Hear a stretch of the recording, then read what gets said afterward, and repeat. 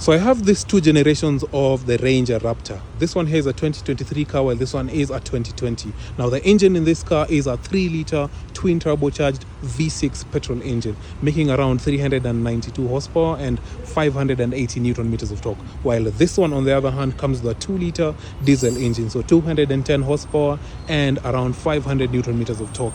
Now these two cars, this one is on sale for around 13.9 million Kenya shillings, while this one is on sale for around 8 million Kenyan shillings. Let me give you guys a quick walk around and show you the difference between these two cars. First of all, from the front, the grille on this one is quite huge. The headlights are LED and projector style headlights, while this one has DRLs down here as well as projector and reflector style headlight. The grille, you can see, is not as huge as this one, while the bumper is quite similar. Not too much of a difference. Another difference I'm noticing is this one has 360 degree view cameras, while this one doesn't. Now, in terms of the tires, they look the same. The rims are the same, but the tires are different brands, so that's why they look different, but they majorly look the same. The same wide haunches on the front fenders, while this vent is also the same. This side mirror looks almost the same, but this one is bigger than this one and looks quite different with an LED mirror winker instead of a bulb style mirror winker. Now, the side profiles, quite similar. These running boards are looking the same and not too much of a difference. Now, let me start with the inside of this old Ranger Raptor. No, the new, I mean. Now, look at this interior. One thing I'm noticing is this one has a very huge screen, and the gauge cluster on this one is digital.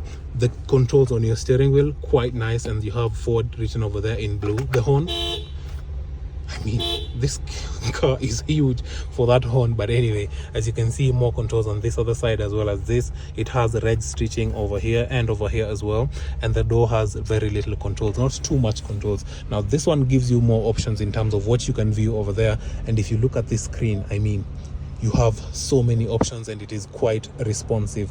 You also have climate controls down here on your screen as well, and this centerpiece over here, so quite a nice thing. Now this one comes with a 10-speed automatic gearbox. You have an electronic parking brake.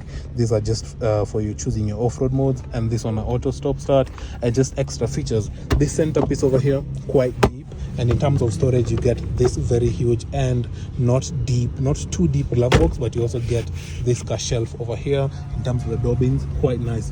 One other major difference you guys have to pay attention to is if you look at this is how you open this car. So if I'm inside, I press that, and that is how I open that car. So quite nice. I have this grab handle over here, quite nice feeling. And one other really cool feature about this car is you get auxiliary switches.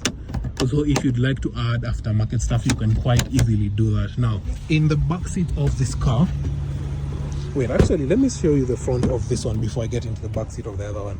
So look at this. Not as modern as the other one. The steering wheel, not that many controls over here, and also simple controls. The digital, the gauge cluster is analog. You get like a centerpiece over here which is digital, but you also get paddle shifters in this car, controls for your headlights on this side. Quite a small screen. Just look at the difference. You get very simple old style controls for your AC over there. You have your off-road modes and this simple dial for your off-road modes as well. You have a manual handbrake, your typical gear lever, 2 cup holders over here, and this centerpiece. And if you look at this glove box, it is deeper than the other one. You don't get the upper shelf over here, although, but that is something you can sacrifice. The seats, all of them are bucket seats, and this one has Alcantara as well as leather and blue stitching, while the other one has red stitching. Now, in terms of the practicality in the back seats, you guys can see, quite simple, same leather material, half fabric, half leather, same door bins over here, quite nice door bins. And as you can see, it has this centerpiece with 2 cup holders, which feel quite nice and not too big. So quite a simple, rare practicality is there. Now, getting into this other car, you can see the cup holders on this car are bigger than the other one, and as you can see, it has red stitching over here and over here as well. You get this storage over here, you get vents at the back, the door with the same type to open your door, very nicely sized door bins, and quite a spacious interior. This car is practical. Both of them are huge inside, so I have that much legroom and that much headroom. In terms of space, you won't suffer in both cars. Same style of rear haunches, both of them are quite huge. You get this one written Ranger, while this one has this metal rod over there, and this one also has the same thing with Raptor written over there. This part over here is plastic, while this one is fabric. Now the taillights, this one has the old style headlight taillights with the bulbs, while this one is full LED, so it looks quite nice. Ranger written over there and Ford Raptor, while this one has Ranger on the other side, Raptor and blue badge on your Ford. This part here looks the same, and the tow hitch also does look the same. This one has twin exhaust. That's because this is a petrol. Diesels also often have their exhaust looking downwards. That is why you don't see any over here. It's actually just in front of this rear right tire. So do you guys feel like this one is worth that much more than the Ranger, the old Ranger Raptor?